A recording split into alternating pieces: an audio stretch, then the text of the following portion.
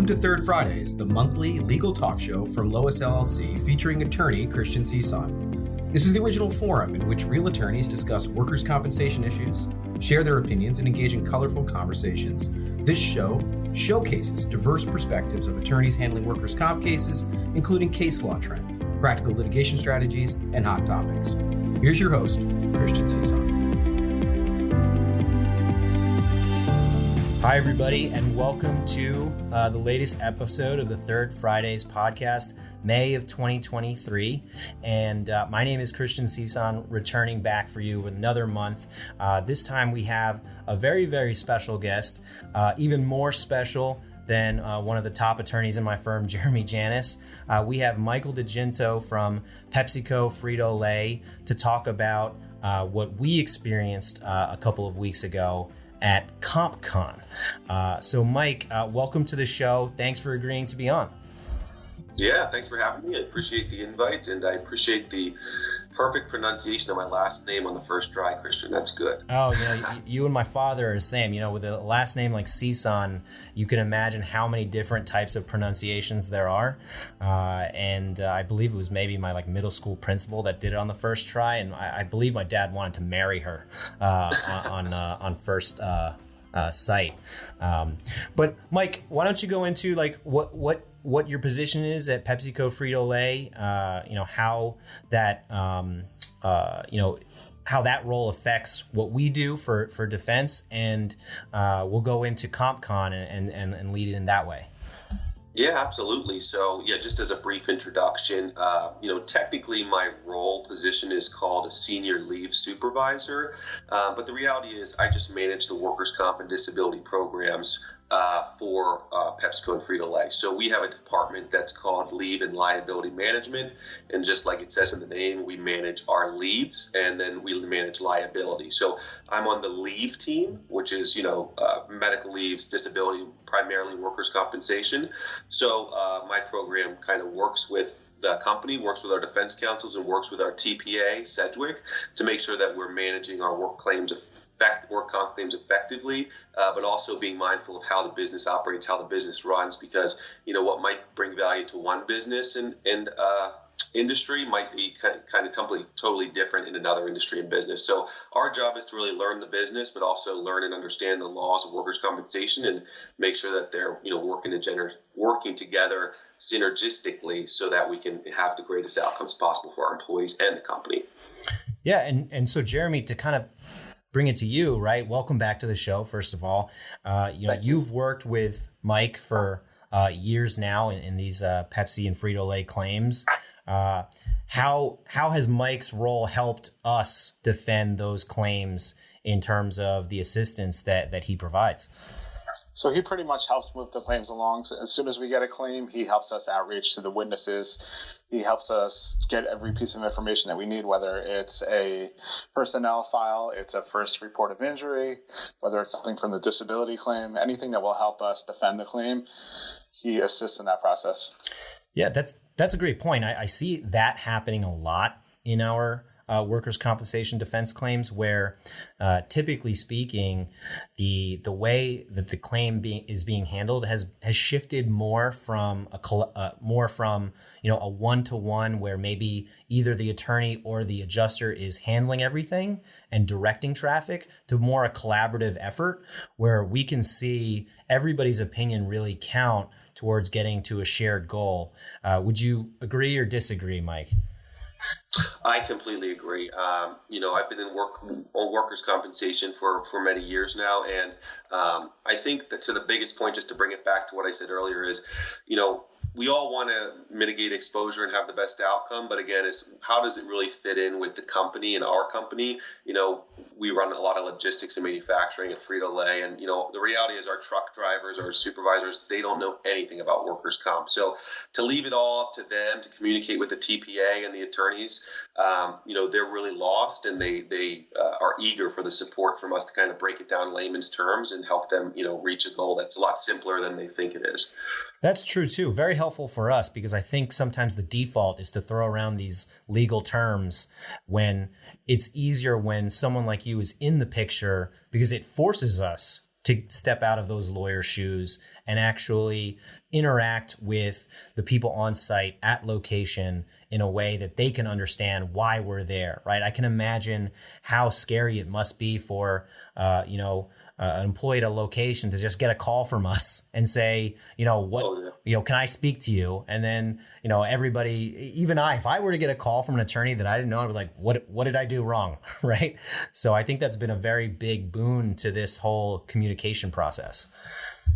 Yeah, that's a great point. And, just on that topic alone, I know I can remember a certain situation where I think I was out of the office for a few days, and our adjuster gave Jeremy the green light to call a bunch of witnesses, and immediately my phone starts blowing up that attorneys are calling, shut your phone off, don't answer, we got to talk to Mike DGinto. So exactly, they don't know who you are, they get scared when they see attorneys are calling, and they don't want to get them in trouble or get the company in trouble, or they don't even understand why you're reaching out. So just to bridge the gap of communication and really make sure that it's more effective and you guys are getting all the information you need from the location. Right. And seeing that we aren't, the big bad monsters that they think we are, we're just friendly faces, just like, everyone else. But speaking of bridging the gap, how did we get to CompCon? Like, what is it, and exactly why did you guys believe there was a need for it in the first place?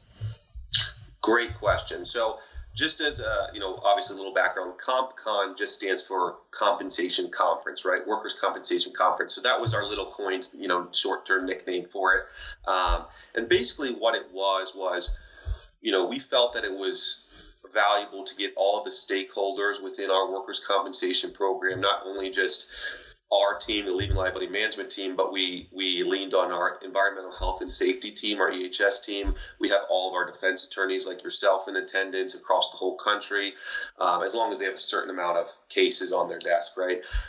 We had a lot of our medical vendors that we utilize and help our TPA with the scheduling and of medical appointments for those jurisdictions where we do direct care. So you saw a little bit from One Call Medical, and they're taking over a lot of our diagnostics and PT stuff. And then I think who else did we speak with? There was Chuck King from Command, who is I think a PI vendor, who talked a little bit to you guys about kind of the services that he utilizes with the TPA. And then there was our on-site healthcare. So we have partnerships with Pivot On-Site Innovations, now I think is called Athletico.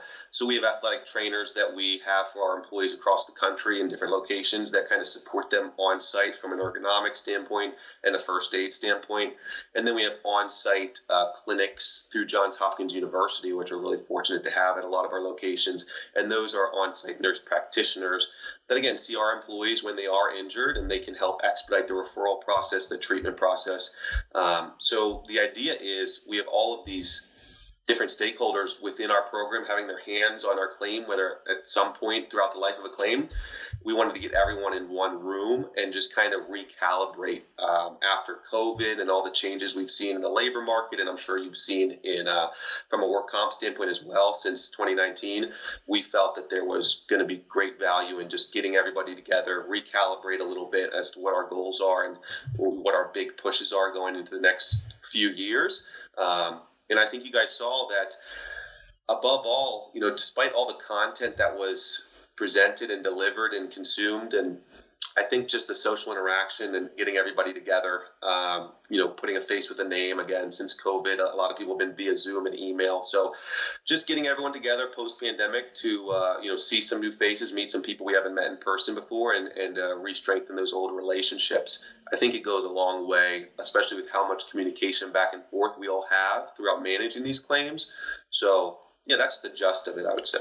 Yeah, that's a really interesting point, because in most conferences that we attend, there's this issue almost of, whose clients are yours and whose are mine.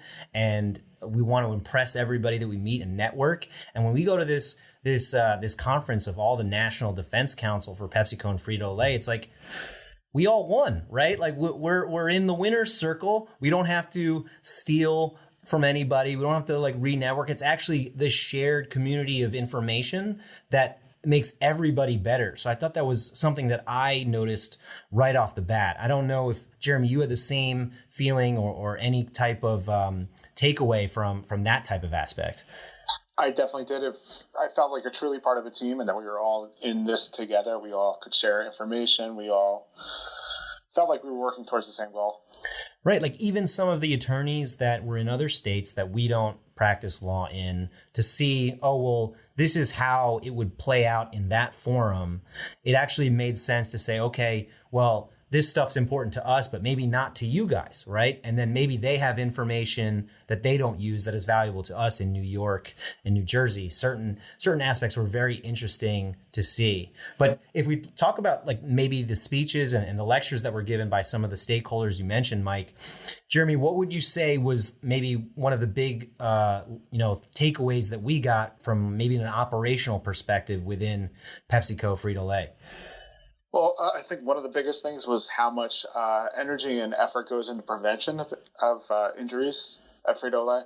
And Pepsi talked about all the preventative measures that are taken, including the use of very new technology in trying to avoid injuries, trying to make things easier ergonomically for the claimants, and trying to make them do as little work as possible that's stressful on their bodies. Yeah, it's true that they saw us. I guess maybe if some people took pictures, they saw us doing these stretches that I hope don't get out into, the public sphere of me looking like I'm, stretching into, the nether world. But Mike, can you talk a little bit about that? Like the safety prevention and using the technology, do you find that maybe it's resulted in less injuries or less claims being filed? Because that was something that we were very excited to see, that, a lot of these allegations that the employees make as far as their work accidents can't possibly happen if we're making their jobs easier for them by investing in technology. Yeah, I think that's a great point, Jeremy, that he makes. And we were really happy to have our EHS partners there. And to be honest, they could have done 3 days of presentation themselves. So I think it would have been good to give them a little bit more time, but you guys know how rushed it was. But to be completely upfront, yeah, I am super proud of our safety program. I don't know of a lot of companies that invest as much money and as many personnel into safety. So they're constantly working to engineer out any of the dangers, focusing on ergonomics, that repetitive task. How can we make it easier for our employees? And they're always coming up with creative ideas. They have the mantra Beyond Zero, which is, obviously from a safety perspective, you want zero injuries, and that's what most safety programs' goals are. But the goal of PepsiCo safety is beyond zero injuries. And even though that's what we're working towards, to have zero injuries for our employees, even if we got there, what would the next step look like?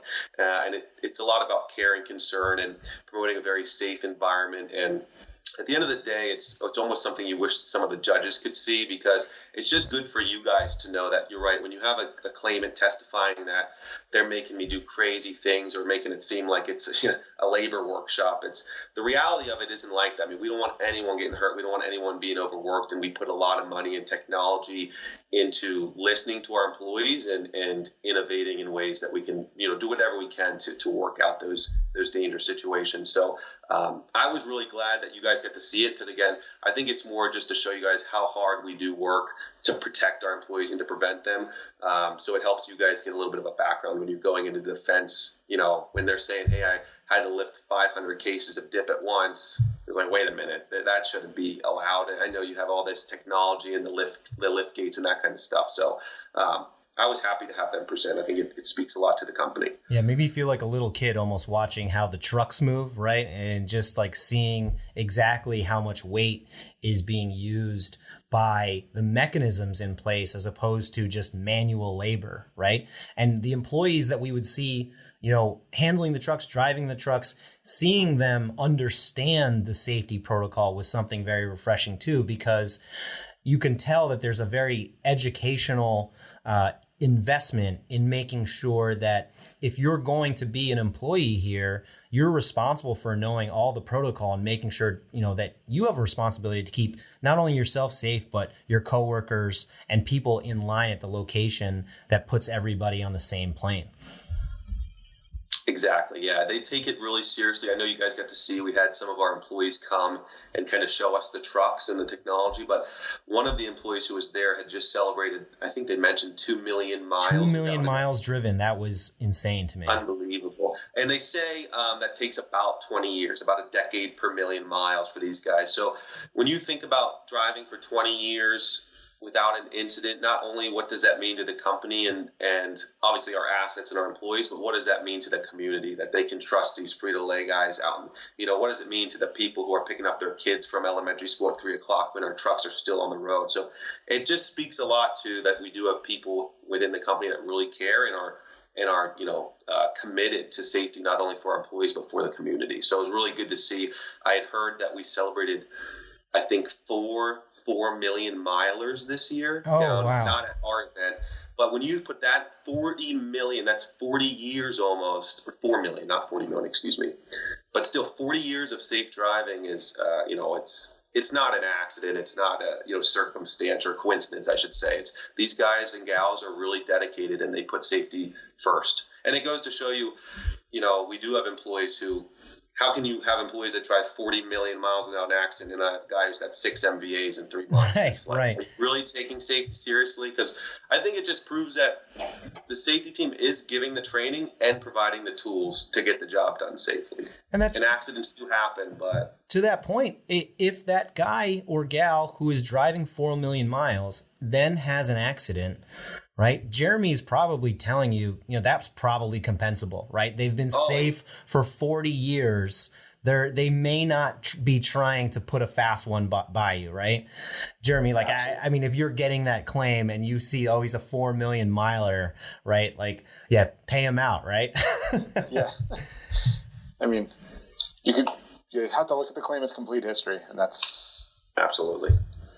Jeremy, if you had any suggestions or how we would use some of those inputs or facts to use in our current claims, what would they be? How would we use those operational information points to help defend PepsiCo and Frito-Lay?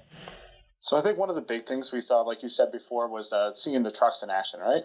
Seeing how a lot of it was mechanical now. A lot of these accidents allegedly happen on these ramps where the claimant brings the forklift down, walking up and down the ramp. But now you have these trucks that do it themselves. Essentially, they go up and down just by a lever, and all they really have to do is open a latch, and they're able to get on the ground. There's not much required there. So seeing in person what happens and how these trucks work is really going to be helpful in defending these claims, because I now know, from firsthand knowledge, how these things work, and I can tell them when they're full of it, essentially. And imagine the terminology too, right? When the claimant is on the stand saying, well, they make me do this, they make you do that. And then we start using the terminology that you and the drivers use. They're going to be sitting back and saying, they actually know my job. I can't make stuff up to impress the judge about how hard my job is. I think that's a very useful tool. But Mike, just on behalf of Jeremy, we wanted to thank you for inviting us out. I think it was such a very, very informational experience for us, just to see how the other half lives, right? How the sausage is made, so to speak, really put us in a different world. And so we just wanted to thank you personally, not just for, coming on today and talking about it, but inviting us out there. It was really great. Oh, absolutely. We really appreciate you guys taking the time in your schedule to fly down and be there with us in person. Like I said, it means a lot. And I think just, I had never met Jeremy in person before, but what was it last week, Jeremy? I texted you or messaged you and said, I need you available right now for the call. Yeah. For that witness that we talked to HR about this claim. We ended up accepting it, but just meeting Jeremy in person and having that personal connection, obviously I'm not going to make a habit of calling Jeremy on the spot last minute, but just having that comfortability to be like, you know what, let me just reach out to Jeremy and see if he's available right this second.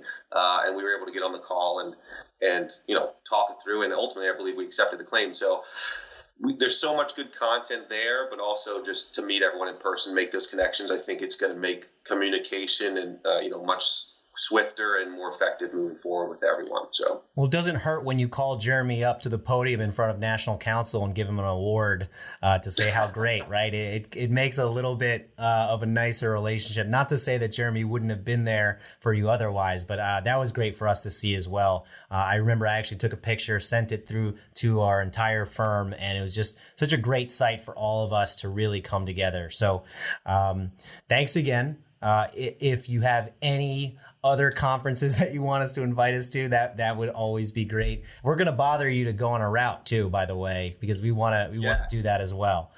I really want to get you guys in a plant. That's what I say. I'm going to look at your location. There's some northern New Jersey bottling facilities. But to be honest, the Frito-Lay facilities where they make the chips, and I mean, you see the potatoes come in the one door and the chips come out the other. It's really amazing. And we have defense counsel come through. I just was down in Lynchburg with my Virginia defense, Dale, and he was so happy to go through the plant and see it in person. Because like you said, the jargon that they use in the plant, I was using the, whatever they're using, and you're like, well, I don't even know what that is or what it looks like. So it's hard.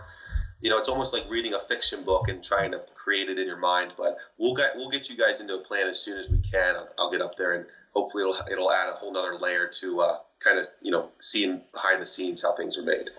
All right. So for Mike DGinto and Jeremy Janis, my name is Christian Cisan, reminding you guys to defend from day one. We'll be back with the Paralegal Minute.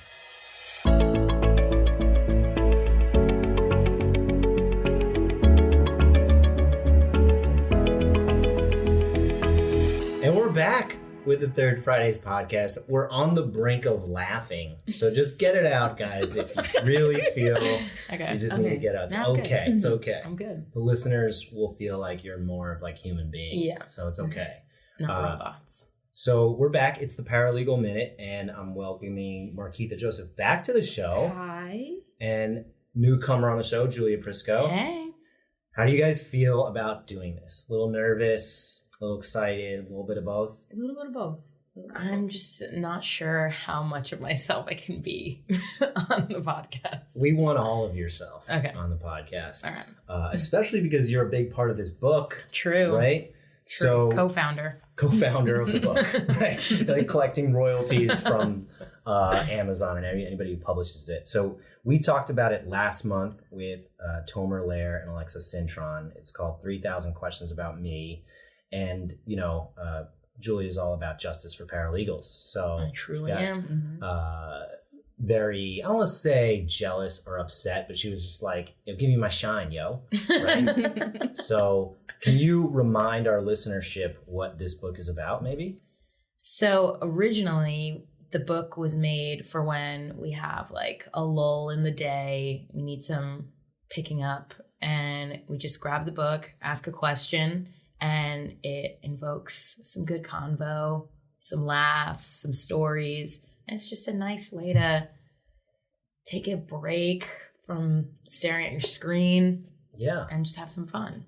Yeah. I also think, we have new people coming into our firm every month. Mm-hmm. We have 2 classes this month actually coming in.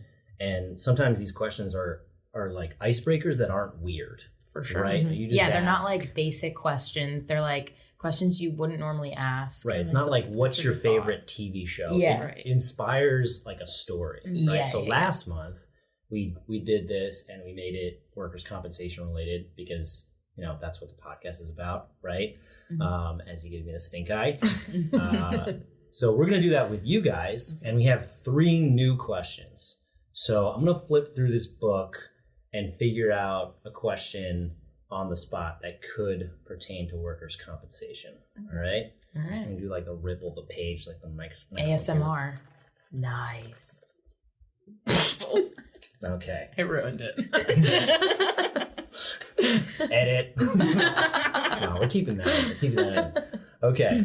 The first question is about what topic could you tutor someone on? Oh, I don't even think I need to change that into something workers' comp related. Mm-hmm. What do you guys feel like you could tutor someone about in our area of law as experienced paralegals? I think Markeitha has a really good one. I do, because I just made a post on it. I did a witness call post, so I like deep dived into how to talk to witnesses, how to like begin the process of talking to witnesses, questions to ask witnesses. So I feel like I could be like a really good tutor to like get over, because when you talk to witnesses, it's kind of jarring or daunting. And I feel like I would be a really good person to try to help make it less scary in that aspect, because that witnesses can lead to like a big part of a denial case. Yeah. So I feel like even though it's like a small aspect, it could be something that pushes a case further along. So. Right. And you've done plenty of witness calls, so even solo, without an attorney Mm-hmm. present. I have a funny story about witnesses because when I first started doing this, you would see attorneys from other firms just almost catcalling witnesses in the courtroom. I mean, like, read off a name, hope that they're there, and then ask them questions on the day of the trial. Oh, wow. Right? Mm-hmm. And one of my friends, he works for National Grid, and he actually appeared on the podcast a couple of years ago. And he was a witness in a case, and he was expecting to be prepped. Mm-hmm. And they were represented by one of our competitors, and he was turned off by the fact that this attorney didn't know who he was until like 30 minutes before the trial and had to like prep him on the spot. He felt very, like this was a little bit, too close to the call time. 30 Yeah, minutes. that's so weird. I think building relationships with witnesses are really important. For sure. Yeah. That was like a great like marketing statement. I think building relationships with witnesses are very important. No, they are. For like me in particular, we deal with the same people over and over again. So like just being able to be like a safe place or safe person for them in this firm, for them to be like, oh yeah, I can talk to this, or I can talk to you, or I could get you somebody else, is really good. I think you also like have to make yourself human to talk to a Yeah. witness, because if you put yourself in their shoes, say like someone here got hurt and an insurance company or an attorney's office is calling you saying like, we want to have you like testify to Scary. to what you witnessed, like you're gonna think like I'm betraying this person, like this is Right. someone I work with, like like there's so many things to worry about, so you have to like put yourself in their shoes and just make them comfortable to tell you information that they know without feeling like they're doing something wrong by telling you. Right. It's a great point. You're not out for just what you need. You have to understand where their difficulties lie. Yeah. Even if they don't have a friendship or a relationship with the person, testifying is scary in general. Yeah. Right? So what about you, Julia? Any topics you could tutor someone on? I think this is like a new area of expertise for me, I feel. Okay. But I really feel well versed in lit plans. Ooh.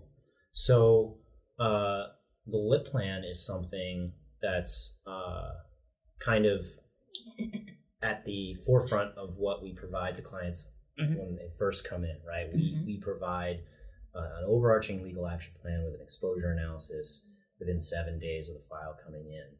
What do you like about that versus other things that you do? I just like being able to get a full grasp of a claim, like to go through the entire file, even if it's like only a couple emails back and forth of what we have when we first get the file, to go through all the emails, to go through everything that's in eCase, to do like research on what our case law is going to be for that specific claim, and to like kind of brainstorm what our approach at it is going to be. I think that's like, it makes me feel like an investigator, Yeah. It's really hands-on. I really love it. Awesome. Okay. That was a great start. Let's flip through the other side of this like dictionary. More ASMR. That wasn't as good. I feel like it wasn't as good. I was trying really hard. Yeah. Okay. What is heaven on earth to you? Oh, that's interesting. Let's just imagine that we all love our job every single day, right? We do. I get it, but it's okay to have an off day, right? But like heaven on earth, I don't want you guys to think that, it needs to be heaven, but like what's maybe your favorite part about this job, like or working a case or the process? Like Julia's probably a legal action plan for you, kind of like very similar. Are there any investigation areas, Markeitha, or things that you would like to consider to be heaven on earth? I feel for me like heaven on earth is just when you develop the record so perfectly and so beautifully, and like you win, or like if there's an appeal or there's like a hearing and like whatever we wanted, if the case got disallowed or we were fighting for a surgery not to get approved, like whenever we win that, it just feels like it like makes my job more purposeful. Like everything I did worked out, and it could, Right. keep going. Some level of like fulfillment. Yes. Because there's like something right with the world that we secured the result. And I think it's always funny to talk about what we do with people outside of the office. Yeah. I don't know what your experiences are like, but a lot of people think like I'm the bad guy. Yeah, I was just going to say that. And I say to them, do you know those billboards that you see with attorneys out there like looking to get work, right?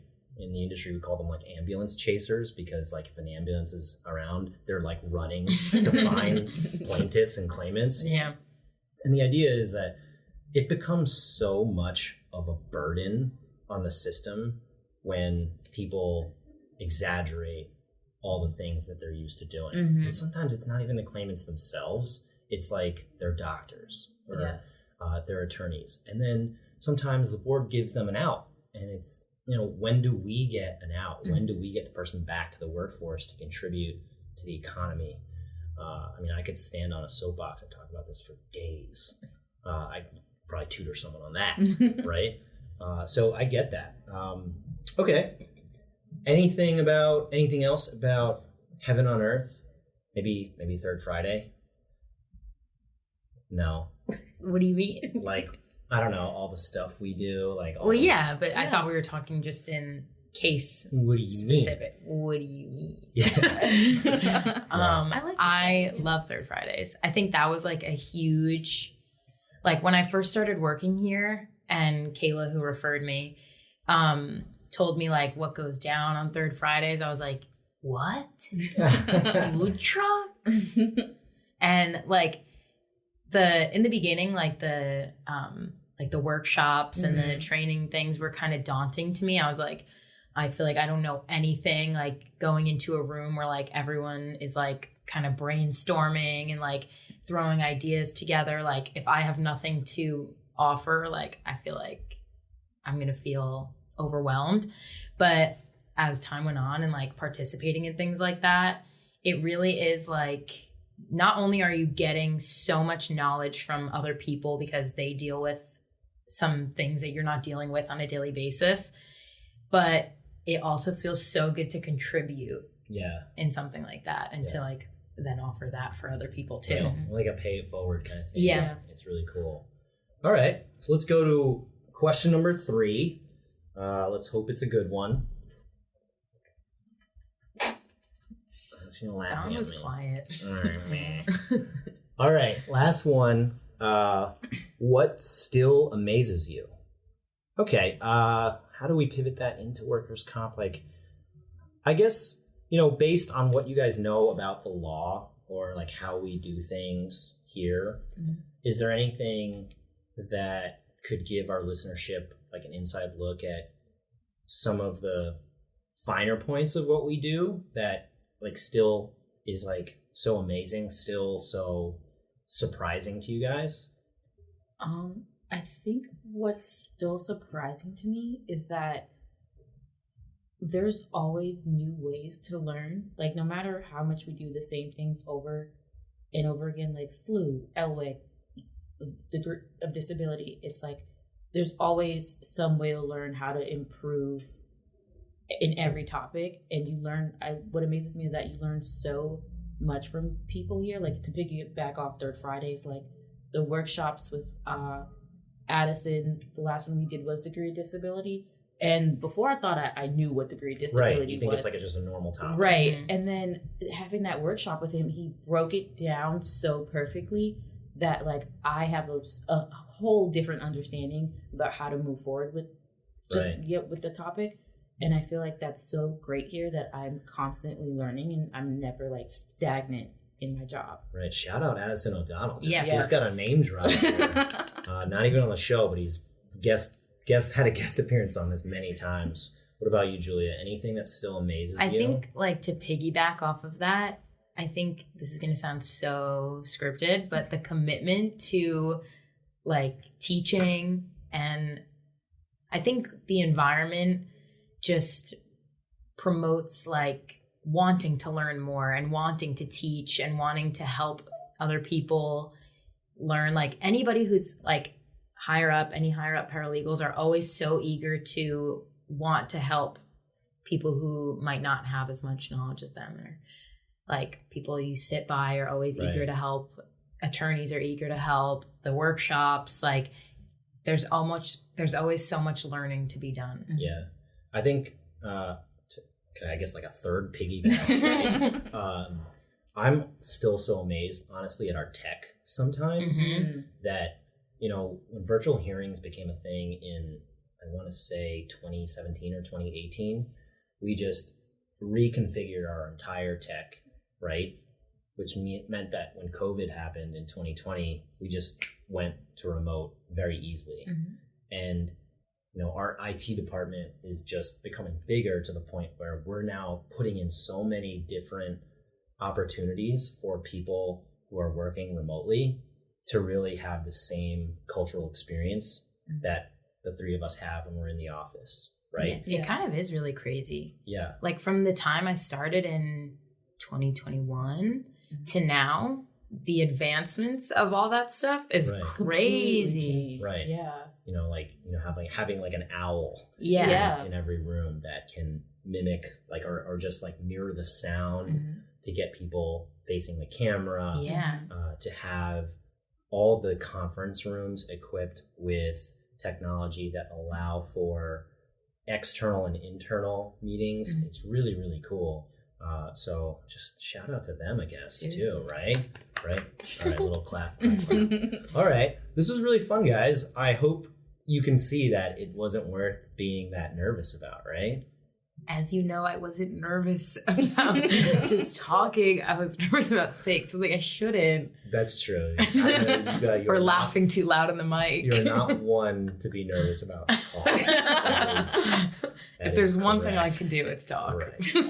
All right.